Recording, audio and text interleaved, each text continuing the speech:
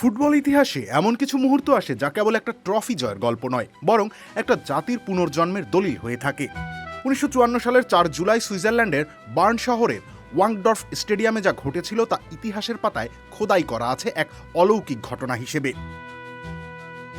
সে সময় হাঙ্গেরি ছিল বিশ্বের অপরাজেয় শক্তি।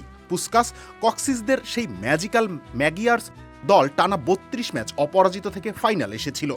গ্রুপ পর্বে এই হাঙ্গেরি পশ্চিম জার্মানিকে 8-3 গোলে বিধ্বস্ত করেছিল। বৃষ্টির ভেজা দিনে ফাইনাল যখন শুরু হলো, মাত্র 8 মিনিটের মাথায় হাঙ্গেরি 2-0 গোলে এগিয়ে যায়। গ্যালারিতে থাকা সবাই তখন নিশ্চিত ইতিহাসের অন্যতম বড় ব্যবধানে হারতে যাচ্ছে জার্মানি। কিন্তু প্রকৃতির খেলায় হয়তো অন্য কিছু লেখা ছিল। মুষলধারে বৃষ্টি শুরু হলে মাঠ কর্দমাক্ত হয়ে যায়, যাকে জার্মানরা আদর করে বলতো ফ্রিটস ওয়াল্টার ওয়েদার। দ্বিতীয় বিশ্বযুদ্ধের ক্ষত বয়ে বেড়ানো বিধ্বস্ত জার্মানরা সেদিন হার। এইবার কোক খাও, সঠিক উত্তর দাও, ফিফা ওয়ার্ল্ড কাপ সামগ্রী জেত। 2 লিটার বা 2 লিটার কোকা কোলা কিনে লেবেলের নিচে ইউনিক কোড দিয়ে কুইজের সঠিক উত্তর দিয়ে সেরা বিজয়ীরা জিতে নিতে পারবে হাজারো ফিফা ওয়ার্ল্ড কাপ অফিসিয়াল সামগ্রী। কোকা কোলার সাথে মেতে ওঠো দুনিয়া কাঁপানো ফিফা ওয়ার্ল্ড কাপে। মানতে রাজি ছিল না।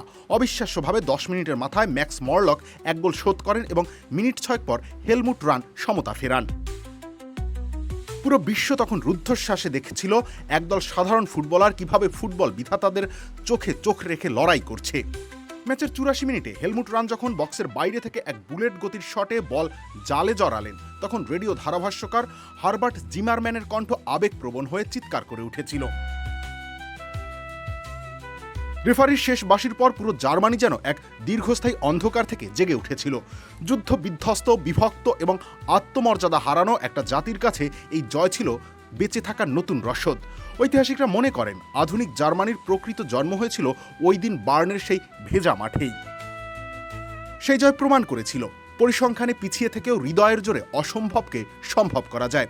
হাঙ্গেরির সেই সোনালী প্রজন্মের চোখের জল আর জার্মানির বাঁধ ভাঙা উল্লাস আজও ফুটবল রোমান্টিকদের কাছে এক অমলিন স্মৃতি। বার্নের সেই বিকেলটি আমাদের শিখিয়ে দিয়ে গেছে ফুটবল মাঠে রূপকথা কেবল কাগজে কলমে থাকে না, তা মাঝে মধ্যে মাটির ঘাস চিরে বাস্তবেও ধরা দেয়। রবিউল ইসলাম রনি, খেলা 71।